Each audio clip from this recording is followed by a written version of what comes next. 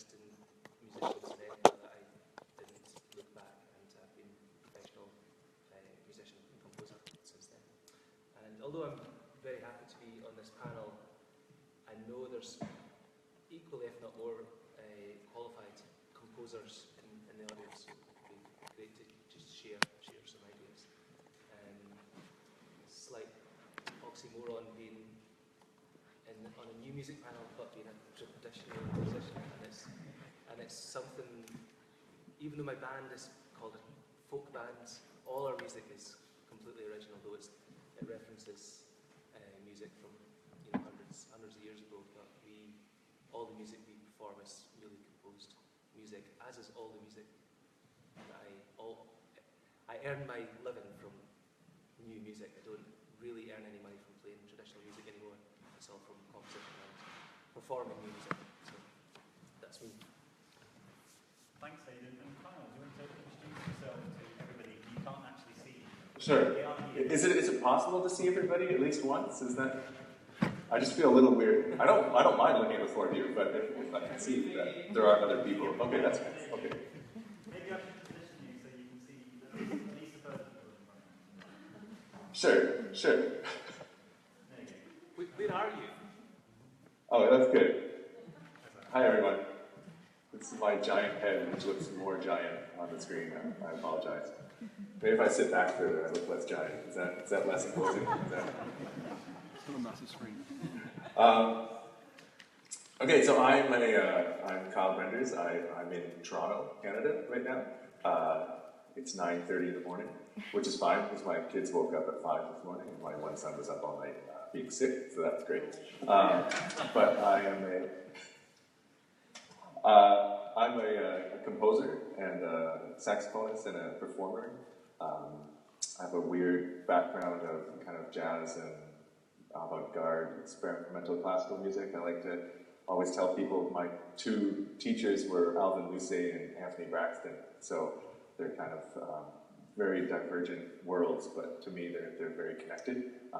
And then after that, I've done a lot of work as a performer in experimental music within Toronto, as well as playing with a band called Caribou, which is a kind of a pop dance group.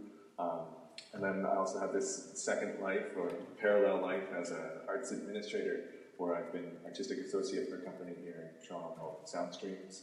I was also most recently I guess I still am, because it is at the end of the fiscal year, but I am the president of the Canadian New Music Network, which I did for the past 2 years. Trying to think what else. I think that's a good place to start. Thank you very much, Kyle. I suppose I was quite eager that, although the title of this is Making a Living from New Music, that maybe we sort of unpick that a little bit, actually. And I've just realised here, in writing the questions and to guide the panel, I actually realise I'm much better at coming up with them than I am at answering them myself, but that's maybe okay, because you're going to hopefully do a bit of that. But I suppose my first sort of question would be, I suppose, what do we mean by making a living from new music? Yeah, basically that's it. Where do you start? And that term is thrown around quite a lot. It's something we discuss regularly. We've had other sort of panel discussions where that's come into play. And actually, Aidan, you started off by mentioning a little bit about the fact that a lot of the music that you write, that you play, is new music, majority of it. And I don't know if you want to speak a little bit more about that. I mean, what does that mean to you? It's almost like you said these questions to me, and I think, yeah, it'd be good to figure out what we mean by new music. It's almost like it's become a sub-genre. I don't think we're talking about people writing. I don't think in organising this, you're talking about people writing pop songs, or were you? Yeah. It seems to me that it's this genre or sub-genre that is creating interesting new music, and it's usually from a funded source, like new music commissions. It's not my band sitting down and writing a set of new music to tour. I don't think it doesn't feel like that's what we're here to discuss. It feels like it's, if we are, then fantastic. But it seems to me to be more like this boxed genre, which has become new music, the new music world. Okay. It's like I've got a red light going, read. I suppose I get quite uncomfortable around boxing genres, because I think that's. I was going to say, look at you, what you do, and also linking that to a type of funding and sort of commerciality or not commerciality. So I guess, and again, sort of thinking about, you said it's not sitting down and planning a tour with your band, but in some ways I'd say what Ailey is doing with Echoes and Traces is she sat down and planned a tour with a group with new music in. So I don't know, I suppose. I'd love the discussion to be quite a sort of wide-ranging ones and to take a wide definition rather than trying to narrow it down. Me too. I am quite uncomfortable around sort of narrow definitions of genre. Yeah. So I just wanted to try and open it up. Yeah, I'm happy with that too. Yeah, because obviously somebody like yourself is involved in, all sorts of different areas in creating music. And do you actually specify the genre? Do you have a different way of thinking about the way that you're working? No, for the piece tonight, for example, which is presumably very different from work with Lau, or is it? Are there sort of current themes and? No, it's a completely different approach. I always come from a melodic folk backbone. I can't really get away from that. That's just the way I write. But yeah, with my band, we've constantly been given so many different genres of what we are, what we do, and people try and pigeonhole us into different things, and it's unavoidable. It's whether you like it or not. People will try and categorise you as being avant folk or that, which we've tried to avoid quite a lot. But I think it's unavoidable. People will always try and categorise you. I was going to say, Kyle, I suppose you spoke a little bit about working in different ways, and does any of that ring true with you, do you think? Or Wait, wait, are you talking to me? yes. I suppose just what Aidan was saying. Okay, sorry, I missed that. Can you turn it towards you so I can... Yeah, looking at the audience is wonderful, but I think... yeah.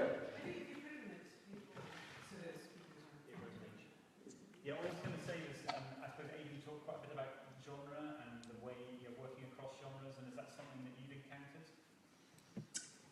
Yeah, I think it's something too. As I'm realizing I'm the generation of in between the Generation X and the Millennials. I was just looking at this. I was born in 1981, so that's actually the kind of the cross point where there's two things meet.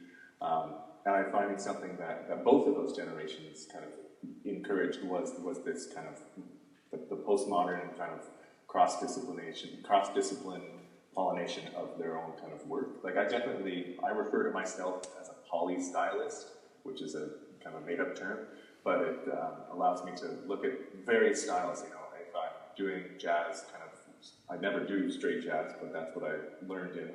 I also have in my undergraduate degree, I was doing classical saxophone music, so it's a mixture of all those things. So I think it's definitely trying to make a living as a musician in new music requires you to be able to do those things.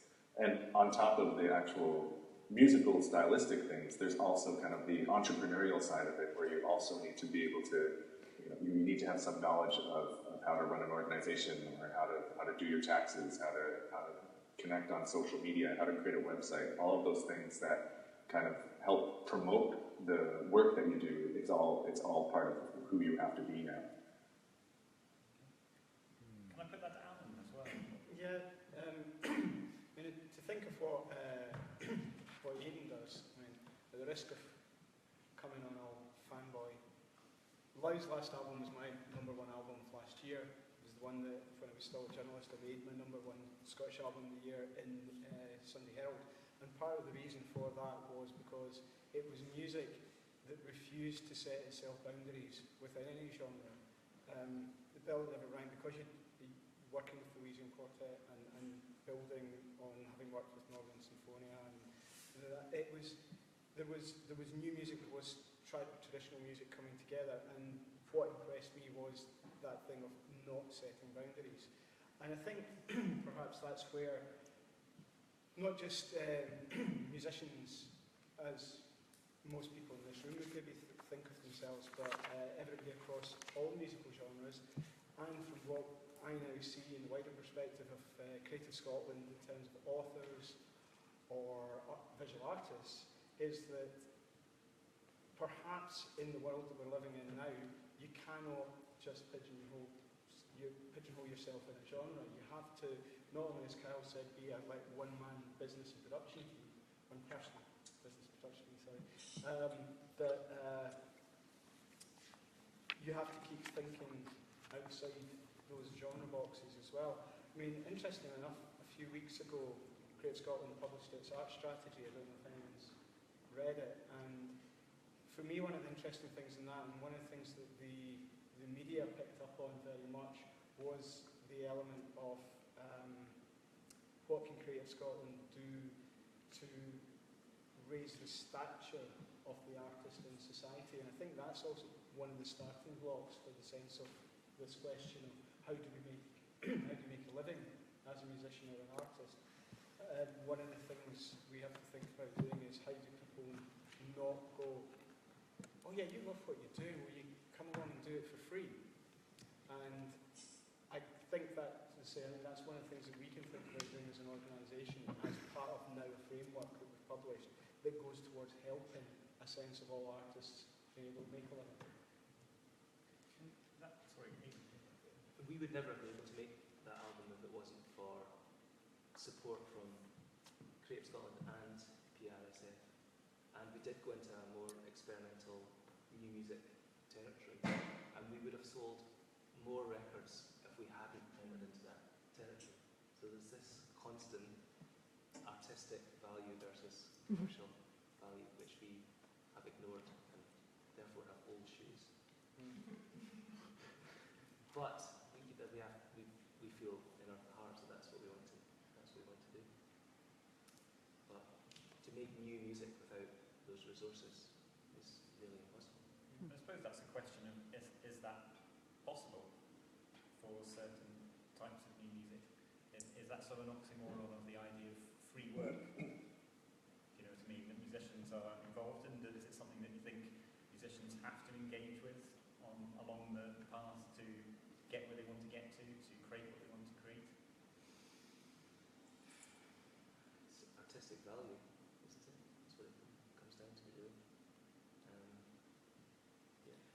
It's sort of, can I just check I've understood your question? So you're saying, is doing stuff for free an inevitable part of what it takes to become a... I don't know, I'm supposed to be asking.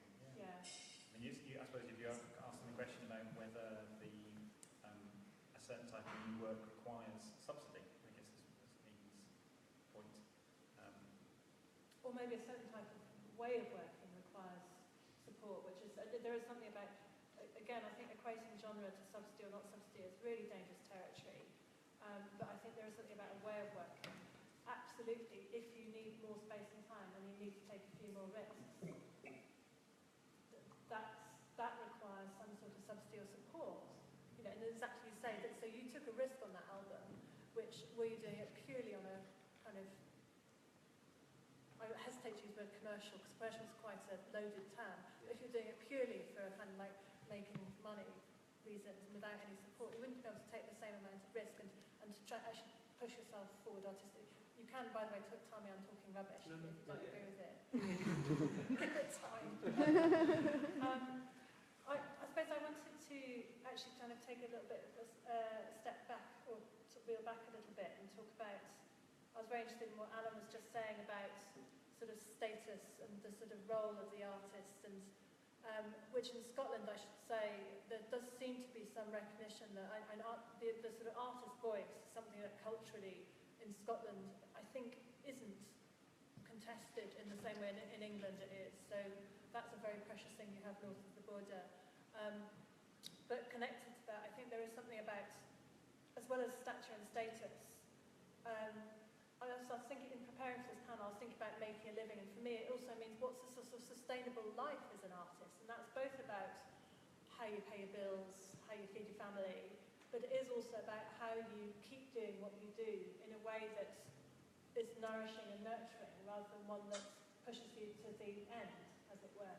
So the issue of kind of well-being, and which links very much to the issues of stature, respect, status, control, autonomy, I think is a massively important issue, which would be really interesting to hear people's thoughts on today. And going back to your question about, which I may have misunderstood, but I thought you were asking about, is it ever okay for people to work for free? My answer to that, I think, I can't answer for anyone, but I guess there's a trade-off between autonomy, actually having, if you have control, and if you're doing it yourself on your terms in your way, that's a different matter from if someone says, I'm doing you a favour by giving you this opportunity to do something for me for free, which actually I strongly contest. And actually, at Sound of Music as a policy, we do not get involved in things where people are expected to do professional work for nothing. We step back from them. I mean, is it about allowing people to take risks then? So I suppose you use the word risk in terms of earning an element. It's right in front of Creative Scotland's, aims and intentions, that experiment in excellence is one of the first things that we look for.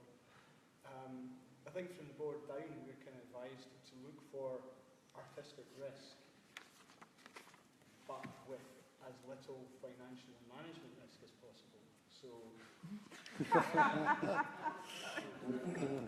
have the great ideas, but see if you've got a team and a plan in place that you'll be able to deliver it without us thinking there's money going in and we don't know where it's necessarily going to go. Because as the more squeezing comes down on the public funds for the arts, it's public money, and we've got a responsibility to the public to make sure that money isn't disappearing. But the other thing we've kind of seen in recent years disappear is that sort of bursary type grant where you can give someone money to go and have great ideas without necessarily having a product at the end. That product might be a physical recording, or it might be live performance. But it's getting harder and harder to fund that kind of research and development stage, because as the squeezing comes in and more of the infrastructure of the arts needs to be supported, it's leaving less and less money, I think, for the individual. And so, yeah, as I was saying, we absolutely want to see huge, ambitious ideas, as long as you know how you develop them and how you deliver them. And that's, again, looking into what Kyle was saying about everybody having to know their business sense, be able to do their accounts, put forward a case of leadership when you're also being an artist. What about huge ambitious ideas that then are a colossal failure in the execution? Is that okay? Yeah. Not through kind of bad management and just sort of not paying people properly or anything like that, but just you kind of actually someone trying to create a thing artistically, which at the end of the day is a complete flop and doesn't kind of come together in the way it was originally envisaged, just because it's too far beyond. Yeah, I would say it depends whether it's a flop because it failed artistically or it failed in terms of not getting much of an audience, because it could still be absolutely fantastic in creative terms and be seen as a commercial flop, and in that case, I wouldn't care. It should all be covered in the risk assessment. Can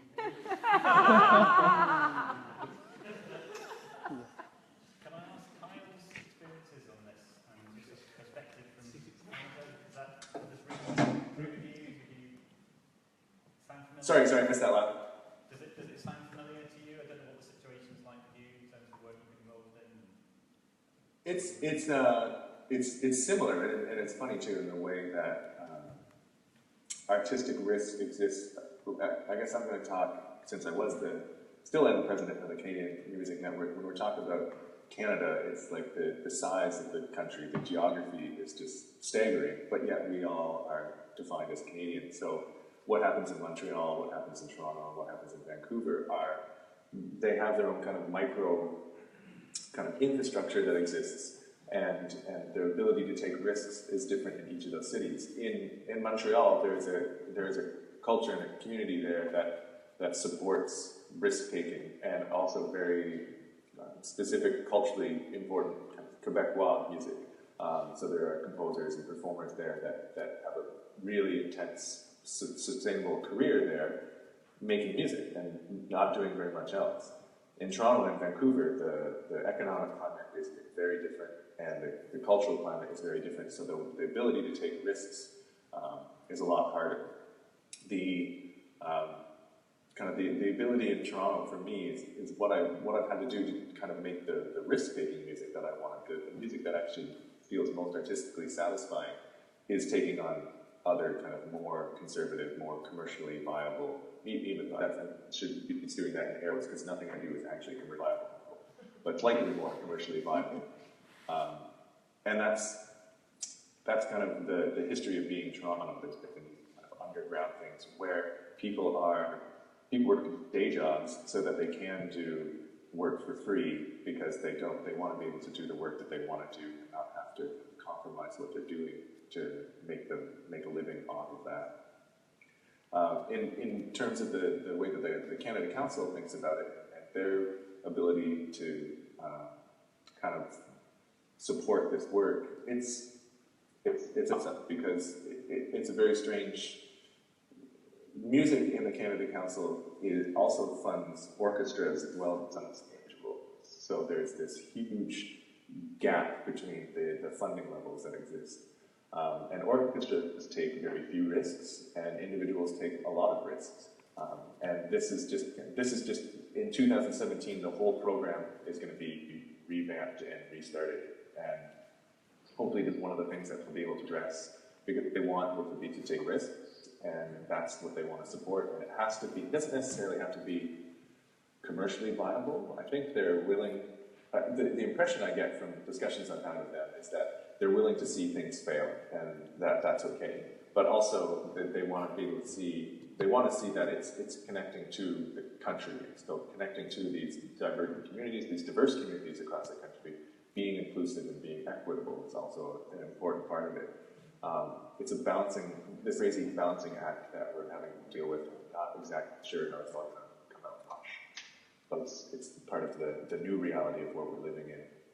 I think that the point of this was that I do see a place for the artist to have to do something for little to no monetary value, because it's in Toronto. The new music organizations in Toronto have to be pretty conservative because the audiences are small, and there are government organizations that subsidize this that want to see the number of people in seats. They don't want to just see how great the music is. So it's tricky. So I suppose you're actually talking about the element of risk being, in that case, people just not turning up, or people not engaging with it, or, I mean, I suppose what are we talking about when you're talking about creating risk, or work that has risk in it, or artistic risk? What is that, I suppose? I mean, new music can be quite a scary term for the average audience goer. You're creating new music, nobody knows what. It's not really a selling point currently, in my experience. We would rarely advertise performing new music. Our band, anyway, not my band. But I don't know how that changes. I don't know how we change that. Same with collaboration. Collaboration scares people away. If we did a show ourselves, we'd definitely sell more tickets than in collaboration with even larger, more established artists. Though we want to create these new sounds and new ideas. It's sometimes safer and more of a selling point to just stick to what you do. Do you think organisations are aware of that? Like yourself, Alan, or even Susanna? Do you have like a risk scale of things that are low risk and you're aware of what that might be? And it depends what the things are. So risk covers a load of things. I suppose in terms of artistic risk, the sort of our classic model for our artist development programmes, our composer development programmes, which a number of Scottish composers have been involved in different ways, is to help bring composers and residency organisations together in quite extended artistic relationships, which allow for the possibility of artistic risk-taking. And artistic risk-taking for me means trying things that you're not quite sure are going to work artistically. And often there's not enough, in a sort of traditional commissioning context, quite often there's not enough time. You just have to get something together that's going to work, given the constraints that are around its performance. But in that extended residency relationship, it's absolutely all about giving composers the chance to try something that may not work, and they can then throw it away and do something else. So that's very straightforward how we approach artistic risk in terms of the design of our programmes. To pick up on something that Aidan was saying there about scaring people off, I think venue and performance context has a lot to do with it. So one of the things I was most pleased to see in the last year is what Matthew was doing at programming things like Hub and Pine, because I'm totally convinced that yes, there's people who like jazz and improv who could probably come to the new music sphere. I think in Glasgow that whole post-rock indie audience is open to it as well. So when I saw the match of those two things in a venue that audience was comfortable in, and being comfortable in that venue, they would therefore be more open to a different type of music being played to them, was a really exciting proposal to go with. And I heard some really good feedback from people who would normally be going to see bands like Mogwai when they went to see Red Note. So I think sometimes there's an onus on the venues themselves or programmers perhaps to be able to get things in not concert hall venues where people who would want to maybe be listening to that kind of music suddenly go, I don't want to go and be the only person in the room that doesn't know the rules of this music, and I'm going to feel quite insignificant because I don't know where to clap or I don't know what I'm listening to. I'm quite open to having that experience, but I don't want to be everybody else looking at me because they know what's going on and I don't. And sometimes just the place that you put that in makes a difference. It's something we've talked about a lot as composers. We talk about it all the time, really, of whether the audience that you have as a new music creator is the same as a classical music audience, or if there's another audience that exists, or if it's venue specific, or you sort of create the environment for it, and then people will turn up. And I don't know.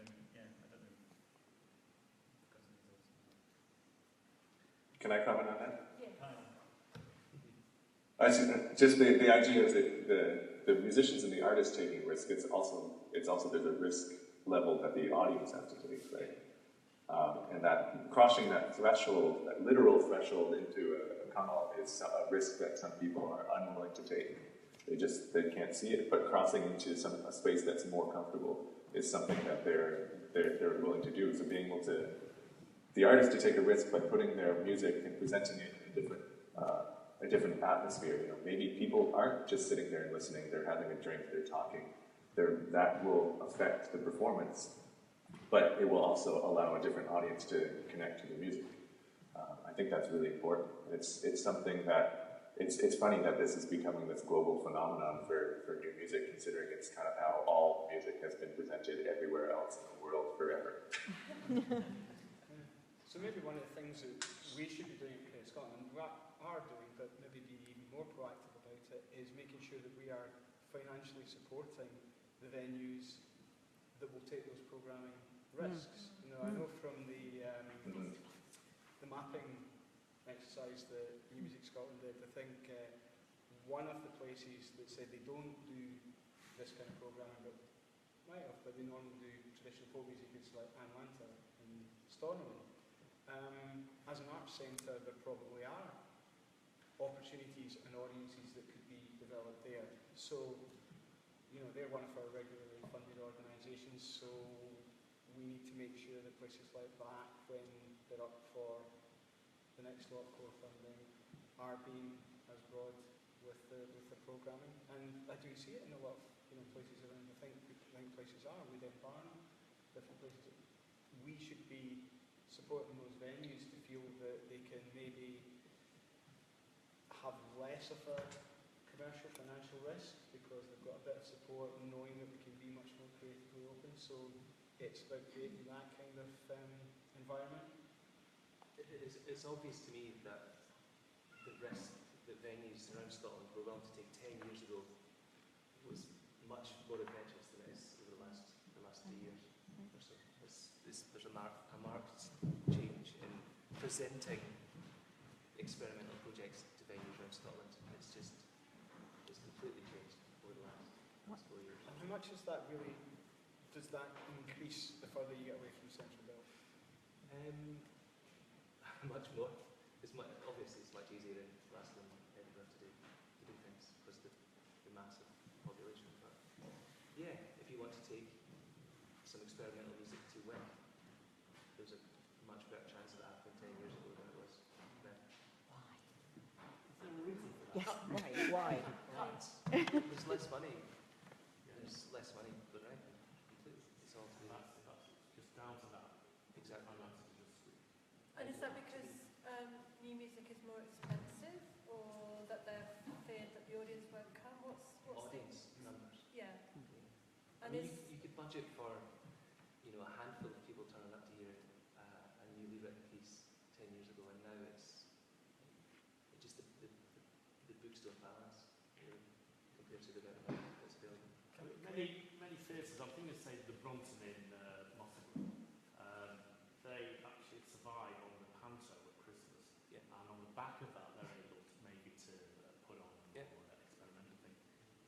Is that what venues say in Wick may be able to offset a loss on an experimental music gig with something else? I don't know. I know from working in Aberdeen that Aberdeen Performing Arts Programmes subsidised a lot from putting on more commercial events, musicals and panto. Gives a bit more freedom, but I don't know about Wick was just off the top of my head really. Tommy?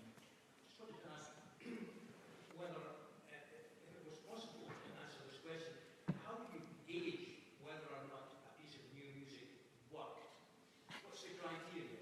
Is it audience reaction? Is it bombs on seats? Is it how much money it brought in?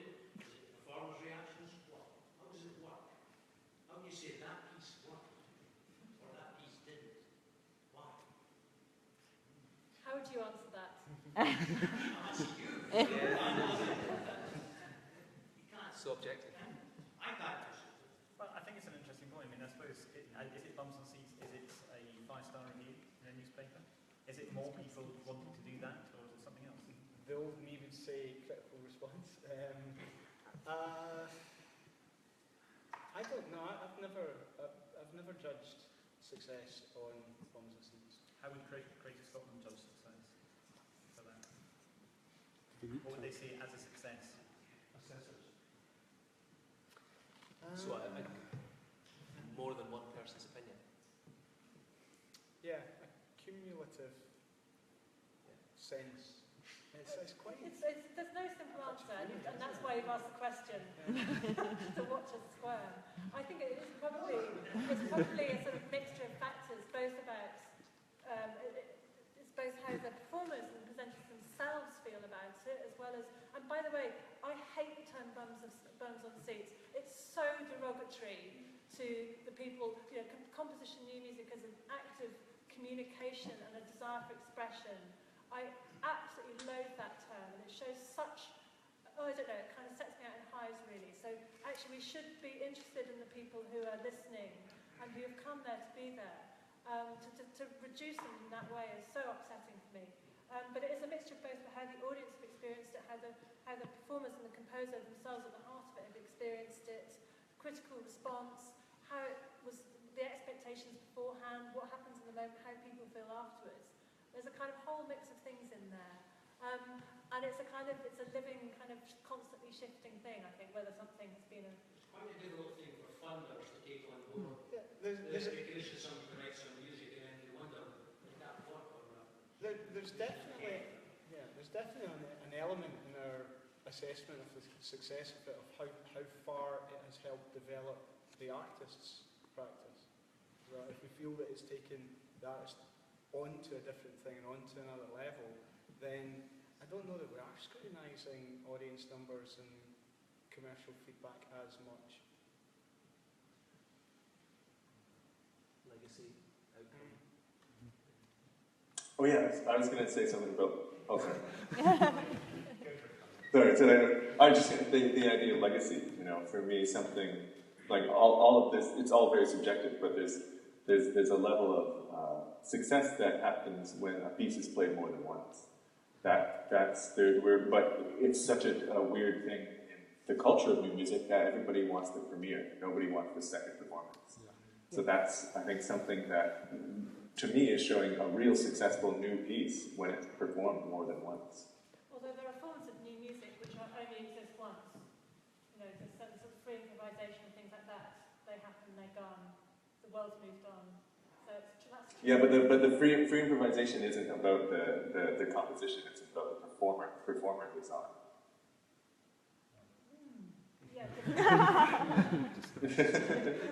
Right, when you're talking about the premiere of the composition, it's the first time that somebody's heard that, other than the people rehearsing it, and the people kind of the person that notated it, that composed it.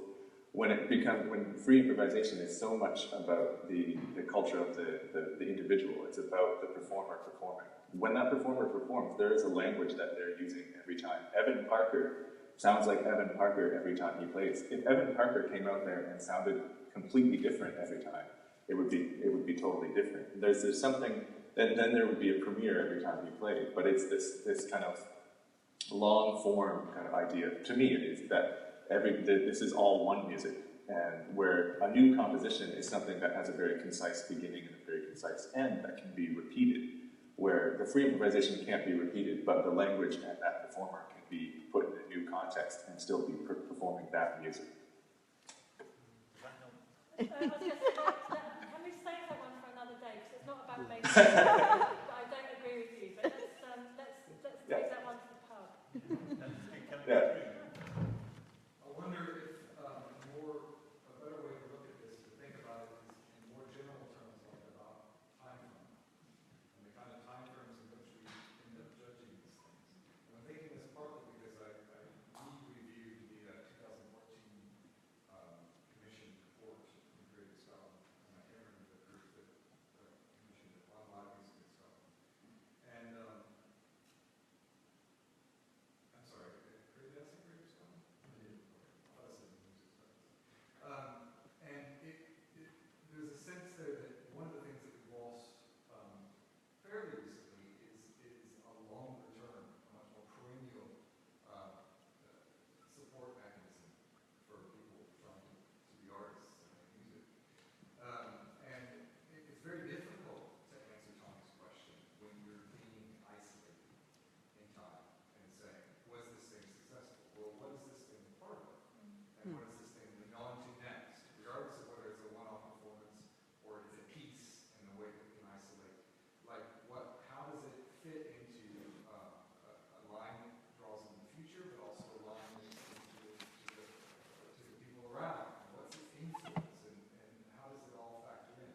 And I think that we've become very retractive in some ways. It's probably because of funding, the retraction of funding, but it's something I think is important for me to suggest that we need to keep an eye on the more perennial effect of these things, and not lose sight of the fact that something that I did in 2011 is still having a huge impact on the way that I'm doing things now. But nobody sees that anymore except for me.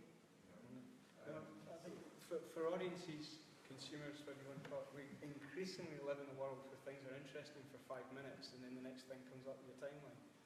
And I'm seeing it with album releases, even commercial album releases.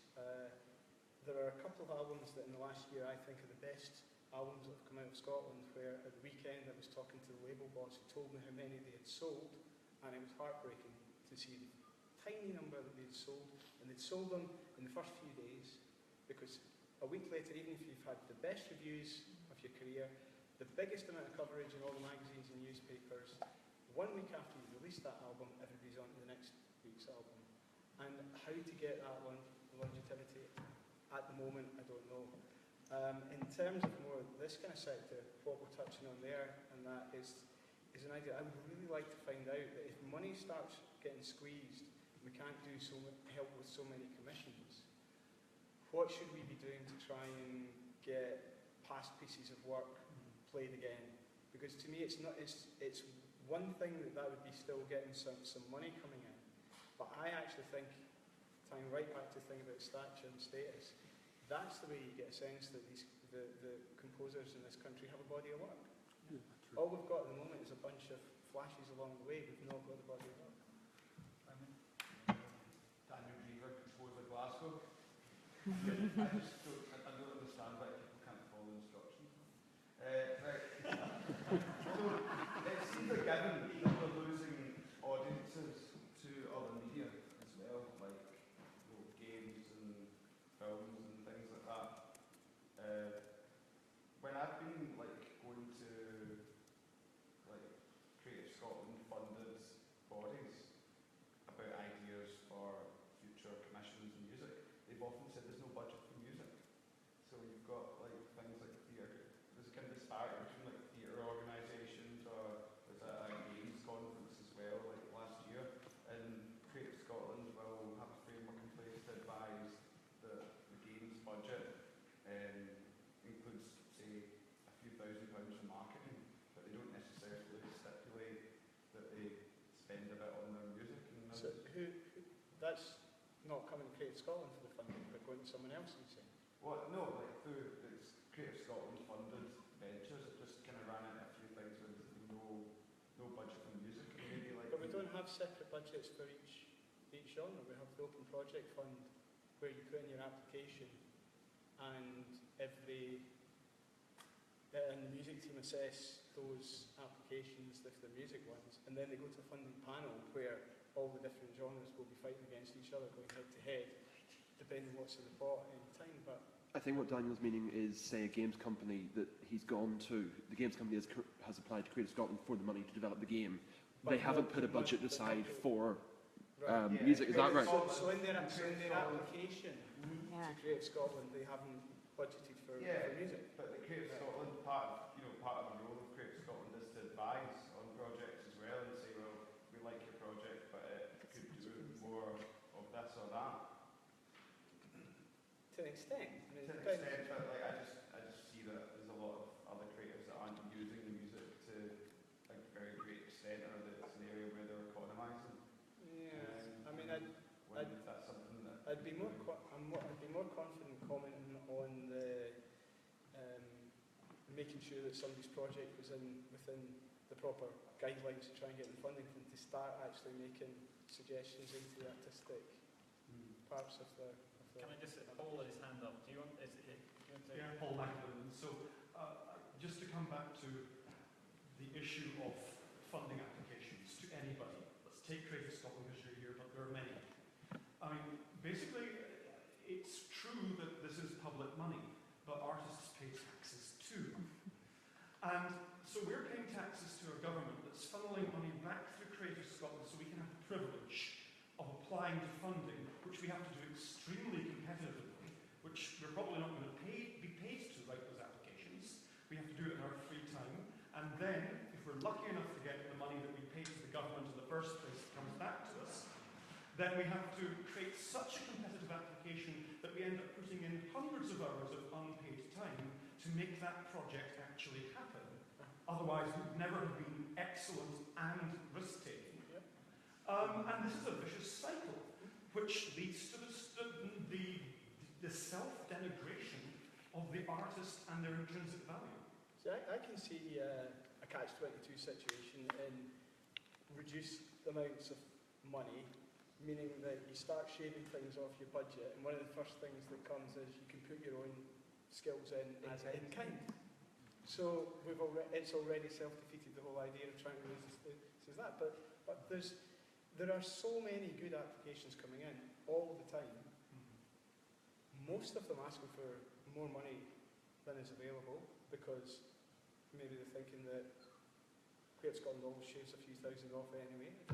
But there's so many people asking for so much, and every time something goes through, it takes away the opportunities to give it to to share it out. So, I mean, I do sympathise with the amount of form filling and evaluation that has to be done, but we're in the same boat. It's an interesting time because there's been fantastic initiatives to raise awareness to the resources that are available. So there's many more people applying for less money.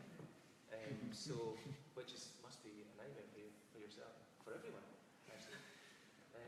But I've thought about this a lot. I don't know. I can't figure out how there would be a different approach. How can you make it fair? And I think that what we talked about a little bit earlier was the role of the artists in society and how they are perceived by society as valuable. This was a discussion that the Scottish Arts Council had 10, 15, 20 years ago.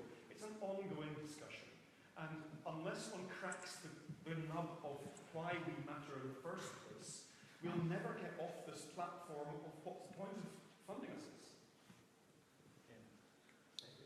I'd just like to come back to something Alan said about, well, it's taking, Anne Lanterre and those examples, and also the thing you said about we're not going to start making artistic suggestions. But, when we start talking about who's there to promote new music, well, whatever the definition of new music in Scotland, we always come as one of the major ones, and there aren't actually that many others. And that's Aberdeen's fairly strong in it. And there's a lot in Central Belt who aren't, and there's a lot everywhere else who aren't. And there's a number of core-funded organisations who don't. And I've always sort of found it very sad that when we apply to Creative Scotland as promoters, nobody discusses why we're doing what we're doing or what we're doing. You just get a yes or a no and here's the money. And I think actually that artistic discussion, although I'm not asking you to influence us necessarily, I think with public money, some of those global venues should be encouraged to be looking at doing a bit more innovative and experimental work as part of their remit as a publicly funded organisation. Like the BBC is supposed to do a certain amount of new stuff. I don't see why core-funded organisations shouldn't be slightly pushed gently, just to say, we're giving you all this money, but actually as part of this, we'll expect you to do, a tiny bit of promoting, because that would then give work, more work to all these people, because otherwise you are in that catch-22 thing where there's not enough people doing it, there's no work for these people, we can't fund that, I just think there's maybe a wee bit of a more just a different way of thinking about it. Right. The rest of this is just about Creative Scotland, move on. No, but it's not, it's general. Surely it only depends on which bigger core funding thing you're talking about, because if Eden Core is covering the area that it has to cover, it has to have quite a commercial pool for a lot of different people, so they need to put on quite commercial travelling theatre shows, as well as that, but some of the core funding places down in Glasgow, where there's a much bigger choice of venue around about, will have a totally different remit for how far we should push But are there not some people who might be interested in new music or experimental work up in Inverness? And could you not just be saying to Eden Core, we'll give you a couple of grand extra for you to do a wee bit of experimental stuff to feed those audiences? So why should Edinburgh and Glasgow?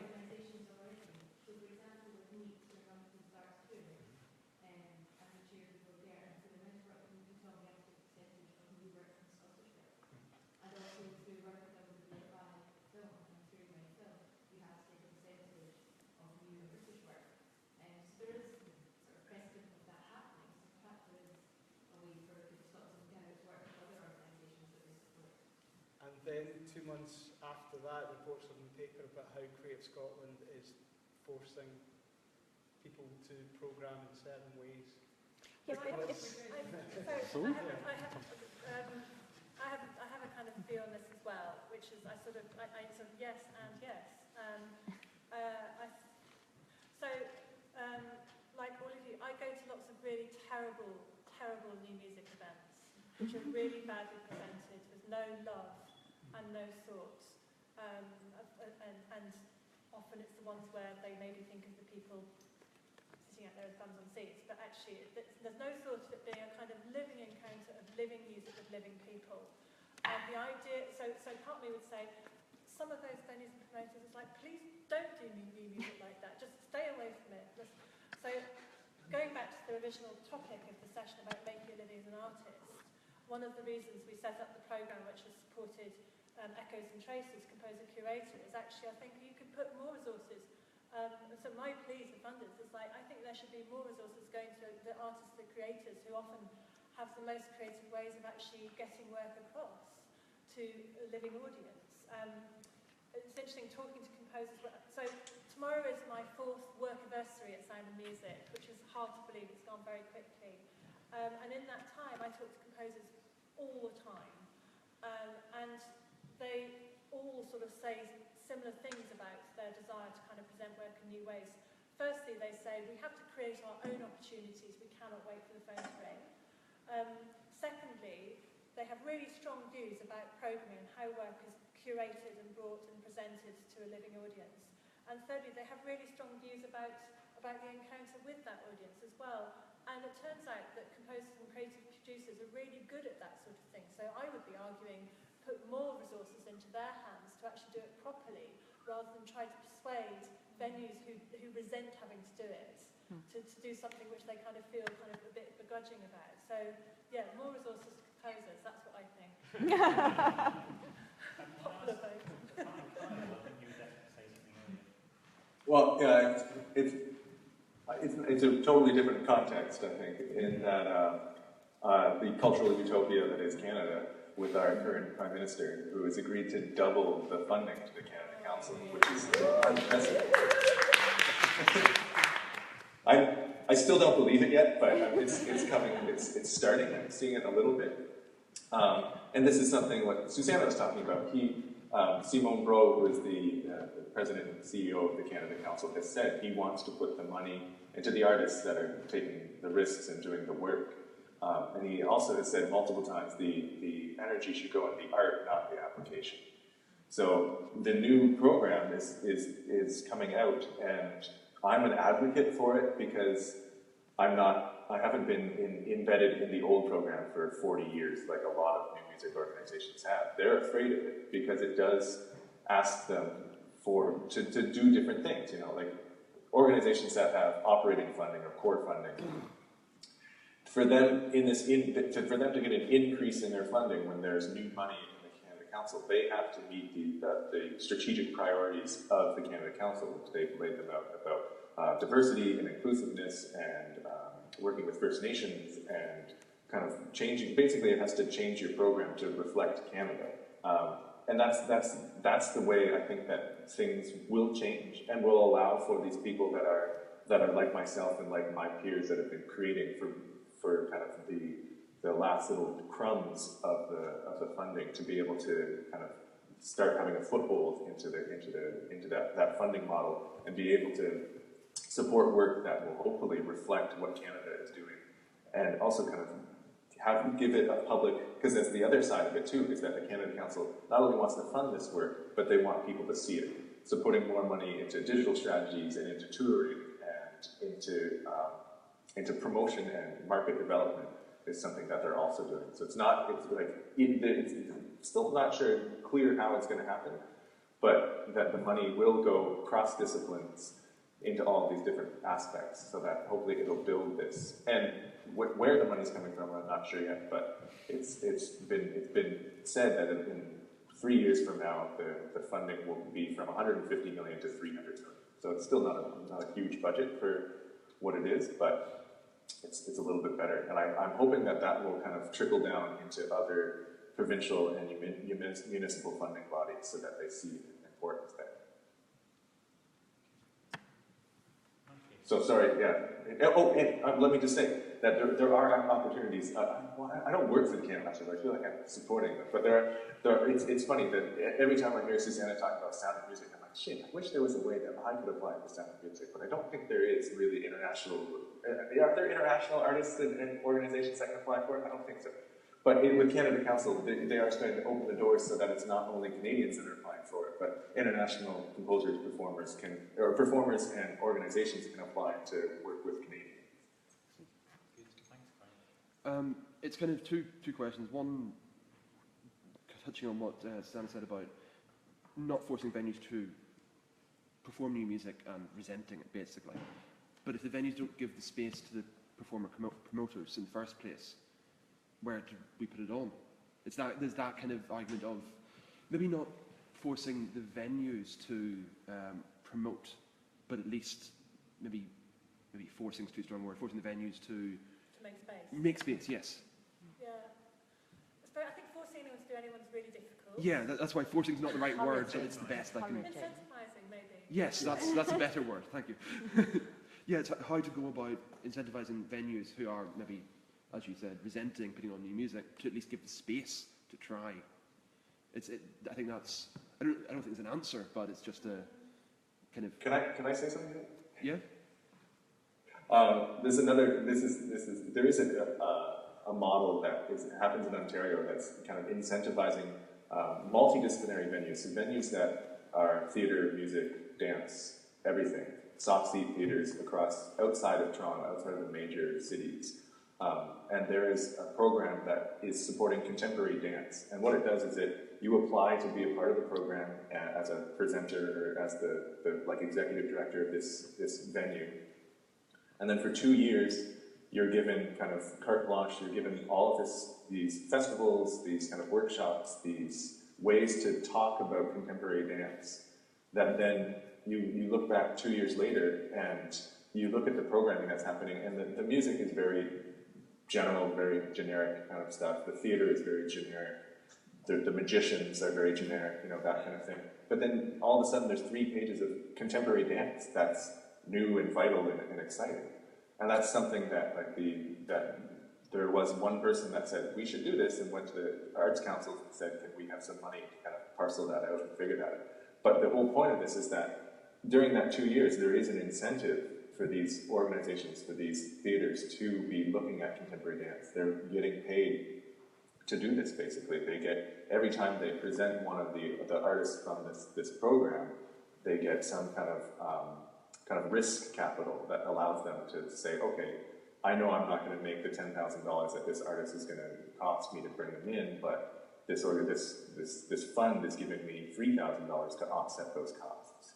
It's a totally weird model that has happened, but it's really successful and taking off. Great, thank you. Yeah, the other bit of the question as well was about multiple performances in general. So, for example, I mean, this is Director of Creative Scotland, because you're sitting here, but it's for any funders. Would there be a way for funders, once they've funded a new piece of work commission, to then make international connections to help with that repeat performance? Because quite often, from a promoter point of view, it feels that I'm given the money to do a tour, and that's great, but you're kind of left to your own devices. But then how to build on that initial tour? So it's try and get more performances, which then means more opportunities for employment, etc., etc., etc. And is there a way to kind of help support that? Internationally? Yeah, well, internationally or even nationally, or just make those connections for more work. There are some funds for second performances, actually. Through PRS Foundation has a second performance fund. They just launched something with the ABO, I can't remember the name. Resonate, thank you. Yeah, yes. And actually, I think the Royal Philharmonic Society has a second performances funding scheme as well. I didn't know about that one. So it's worth looking into that. I'll leave it to Alan to pick up the sort of touring point later. The point I wanted to make about, of course, I think that new work should have second, third, repeat performances, because that's how new music comes alive, actually. And we've all seen that actually it takes a few performances to really start to be alive. But equally, I kind of also think there's something often, the way that the first performances happen is really unsatisfactory. So that kind of needs looking at as well. A straightforward commissioning process can be very, very transactional, and this is again about making a living, kind of having a good life in new music. It can be that you're paid not enough money, you don't have enough rehearsal time, you lose a sense of autonomy over your creation, and it's very unsatisfactory. So first performances, that's a kind of worst case thing with first performance. So it's like, yes, second performances of course, but it's also about getting the first performance right and then giving it a proper start in life. But do you think that's just about funding, just about money that's given to somebody, or do you think that's part of a bigger... So I remember sitting here, I can't remember if I was here last year or the year before, and saying exactly the same thing, which is it's not just about funding, it's also about value. And actually the value that we collectively in this room, and also the value that we start ascribing to new music. And actually, it's sort of not just about the money, actually. It is about the attitude that we would like, the attitude, the warmth, the welcome that we would like ensembles, promoters, venues, etc., to give to new music. And that can't be sort of pushed at them, and they can't be told to do it, but it is also something about how we have, I'm very interested in how we actually kind of help people to better understand the value that new music has as a kind of living art form, as a constantly progressing thing, rather than a dead historical thing in a museum.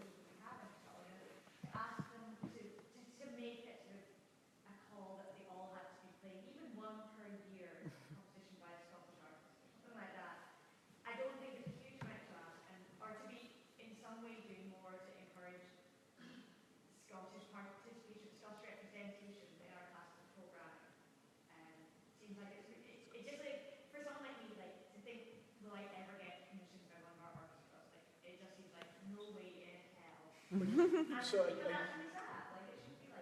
you meaning RSNO and SEO rather than the other ensembles? Any of like the core ensembles that are being regular funding. Because I would feel that Hebrides and Red Known that were doing that. So but maybe SEO and RSNO aren't, but that they're directly funded by the Scottish Government. That's not my fault. None of it's your fault. But do you think that they should have? Yeah.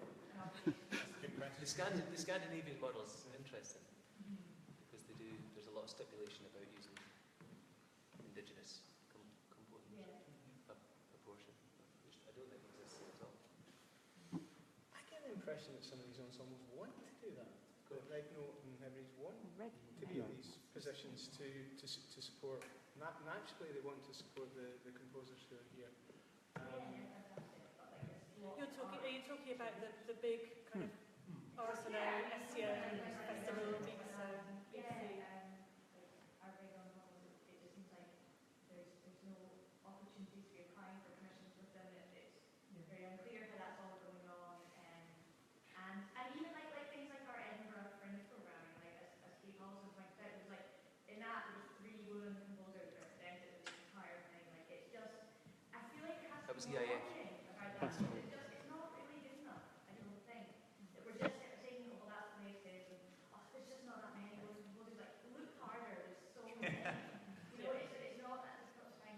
But if we don't really push for it, if we don't really push for our ensembles to be performing our collective music, then who else is going to lobby for it? Like, we're the only ones that can lobby for that to be happening. And I don't, you know, it's sad if you have to tell people, but if it's not happening off its own back, then there has to be a point where you sort of say, well, let's do a bit more and try a bit harder.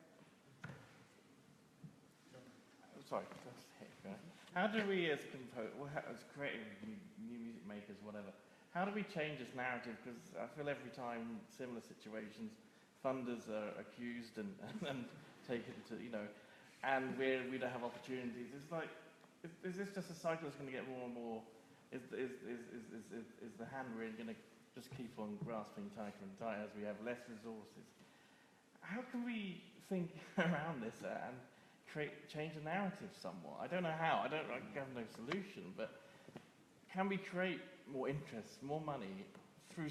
Is there a way that we can ever envisage there being more resources somehow?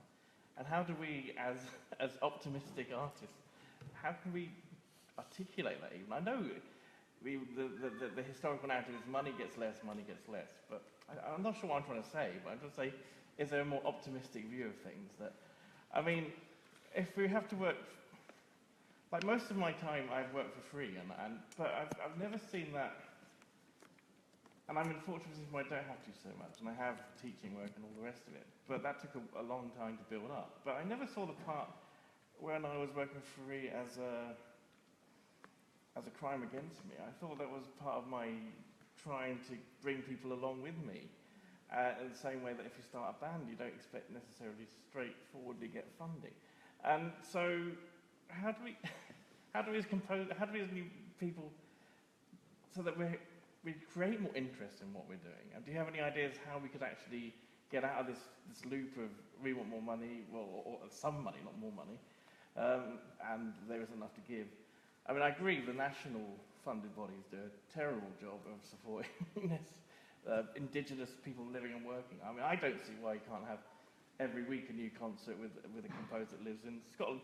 There is an assumption that the value, that where we choose to live might not have, or if we're not based in the heart of things in different areas, in London, for example, that we're not quite of a standard or something. And that's a paranoia we get collectively, I think, as composers.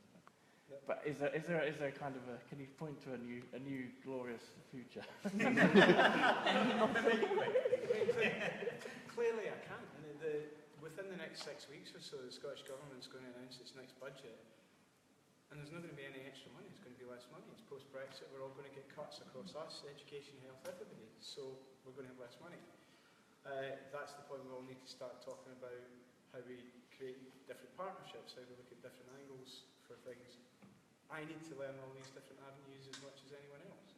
But you'll probably see Creative Scotland having to shift away from being so heavily about a funding organisation to be more of a development organisation, and making sure that the sectors are steady for a period of time, that we're looking at the outcomes at the end of four years down the line after the next lot of regularly funded organisation process.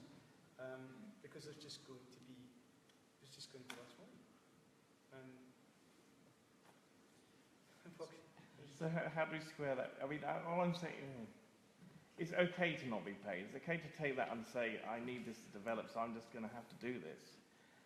I mean, I suppose the question would be, would you keep on doing it anyway? Yeah. And it's a tricky one, because are we as creative people, does it behoove us, if that's the right word, to do that, so that we generate more, so there's more people listening to what we're doing, because we're putting on stuff in front rooms, wherever we can, because people care. I mean, it's about creating... I don't know. Maybe it's just I wonder what's so weird about me that I like this stuff and no one else does. And I hope that more people would like it. I think more people can. They just haven't had the chance to hear it, I think, is half the problem. This gentleman's been sitting here. I guess it comes down to a lot of things. This is just what I've looked at music history in general. Let's say you go back to Mozart and Beethoven. I know it's a bit long ago. Maybe it's not relevant.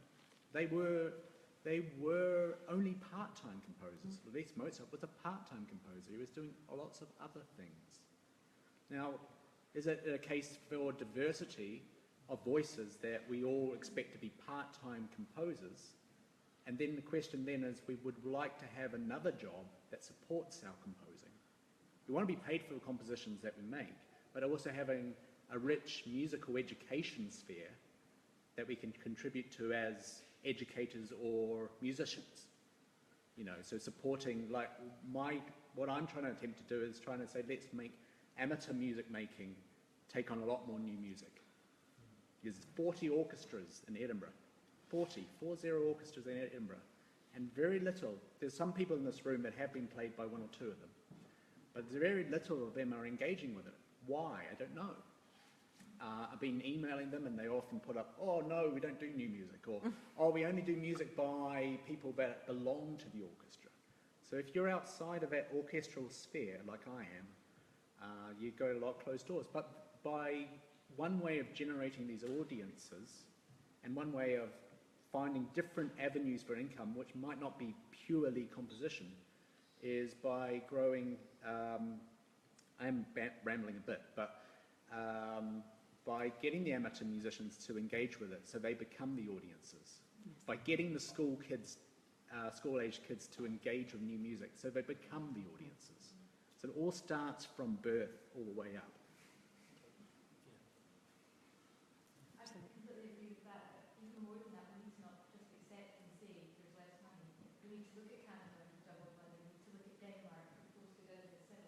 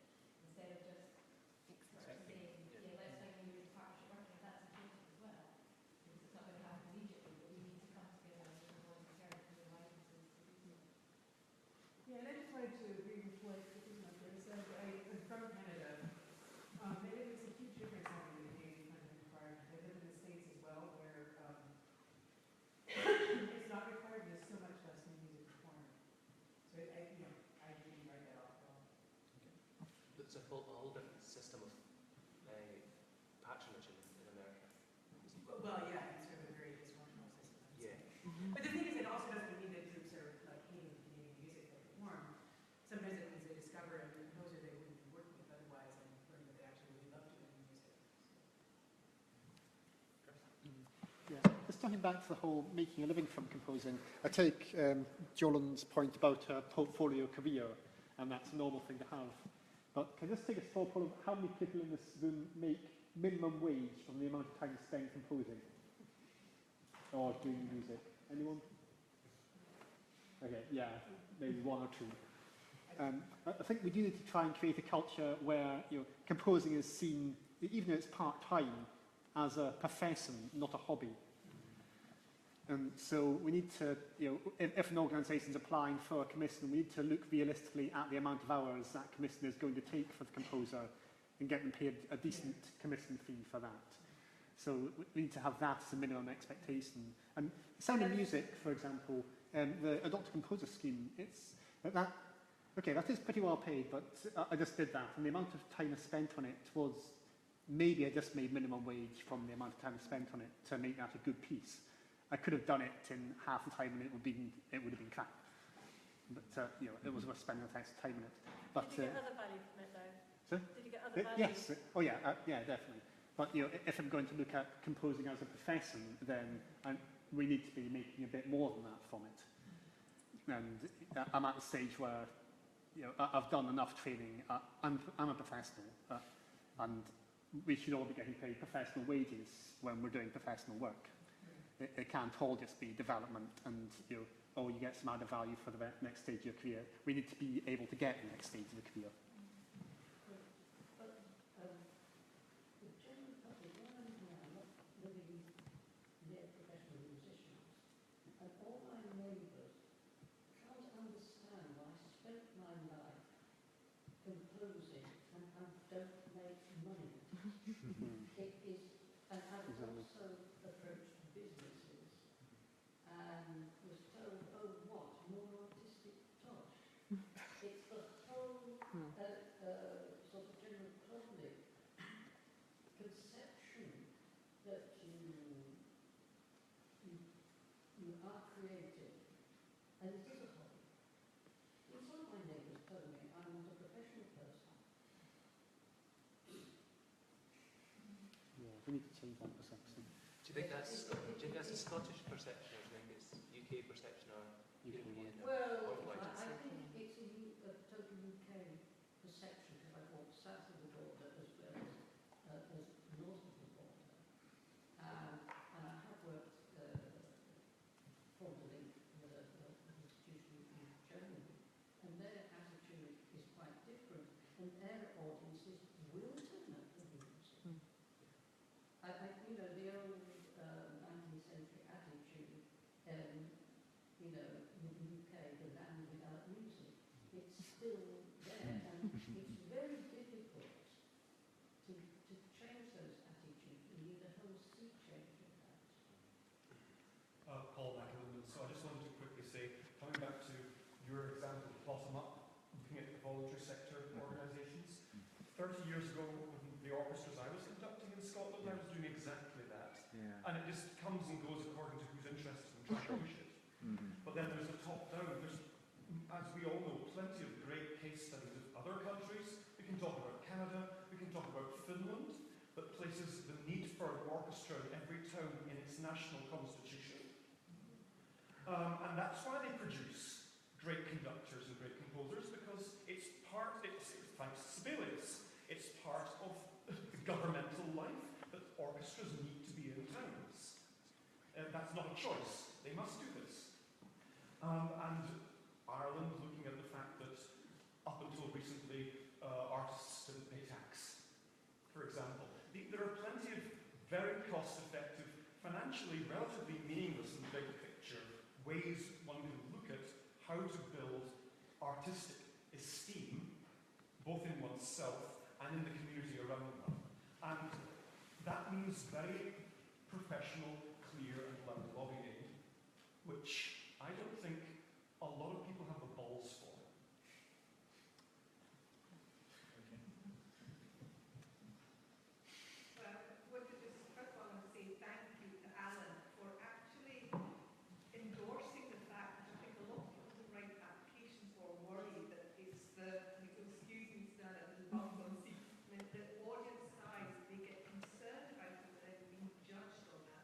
And I think you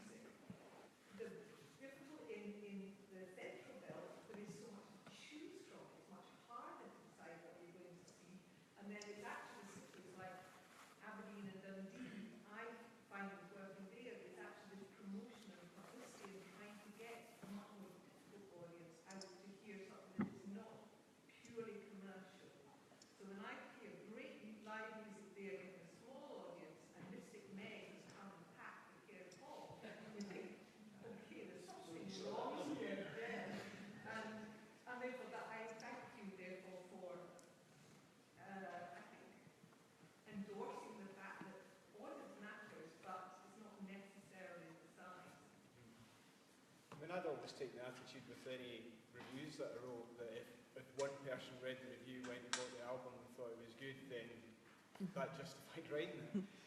So I'm probably applying that to this. One quick thing to get at least something positive, anything, which is about this idea of the Scotland-London thing that you were saying a little bit before. You know, one of the things we've got to think of is the whole balance of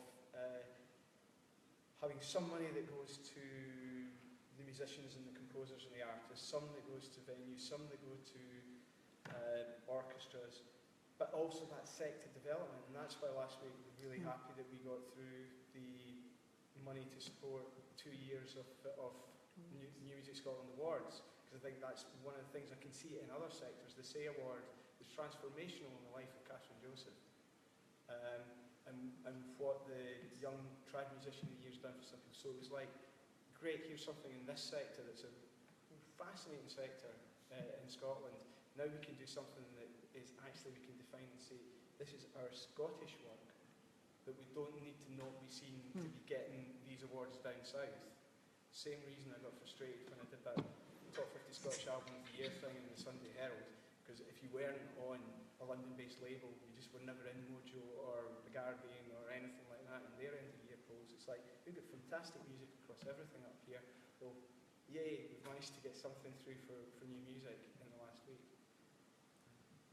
Just actually on that note, is there anything positive that we could round up with Aidan? I actually was going to continue on the negative theme. Nobody's mentioned the lack of. There's a whole source of income that's completely disappeared now, CD income, CD sales. I mean, yeah, does anyone even factor in CD sales as an income source anymore at all? There you go. That's a positive. Right. See, I thought the trad sector was a bit better than some of the other sectors. It's still, if you break even on, I found, if you break even on a CD, you'd be doing really well. But you still have to make it as a piece of art. I would say we're in the market for, relatively niche classical where people still want that physical product and that book and that whole thing, and it's probably icon. I mean, we're about to launch down those markets, we are in that area as well. Yeah. Yeah. I mean, we sold a third of the amount of records we did this year as opposed to 10 years ago when we started. So it's like that's the change.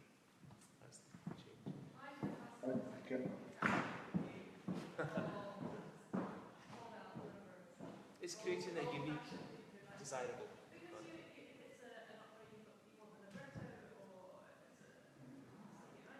Exactly. How about Susanna? No. Oh, sorry, I had something positive. Wait. Okay. It's just fine. I'm sitting here thinking, this conversation that we're having, and I'm in Canada, you're in Scotland. This is a conversation that happens globally now. This is a conversation. There's nobody in there sitting, hey, isn't it great making a living as a musician that creates new work? Like, there are conversations like that. I've never been. I've always been conversations talking.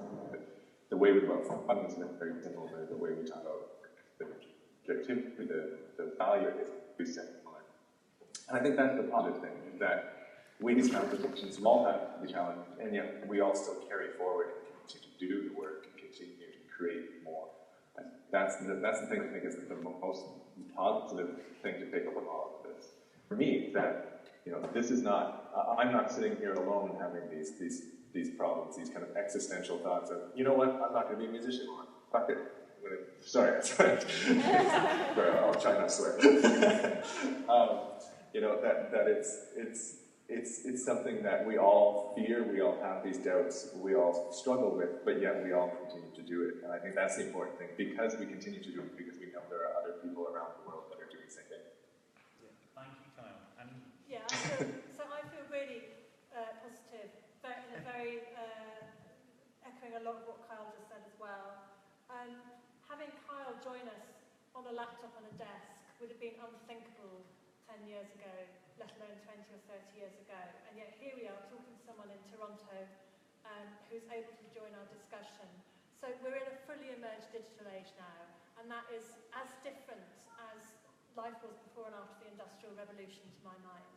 And in that new world, I think there is such sort of opportunity for the kind of adventurous music we're talking about that's not like other things, that actually kind of speaks to this new age. So I think the big opportunity is actually, we can reach out so much further now, and I just think, I'll go back to what you're saying, John, it's like, we're not all, and we're all quite weird, but we're not that weird. It's like there are other people who have the kind of similar wiring that is interested in discovering new things. And actually, we probably have better ways of reaching and connecting with them. And using kind of data and telemetric data, you can actually find and just learn more about where you find those people and the kind of things that would actually engage with them as well. So I feel really positive. I think we're at a moment where there is every potential for properly adventurous new music to reach many, many more people than ever before. I'd say also, my sense is that sort of revival and that revitalisation is going to come from the grassroots. It's not going to come from those big organisations, not all of whom are going to survive the next 5 to 10 years, and that's not necessarily a bad thing. So yeah, I feel kind of curious, excited, a bit scared, and very positive. Listen, I think we've got to 4 o'clock now, so I'd just like to say a huge thank you to Aidan, Alan, Susanna, and Kyle as well. Thank you very much.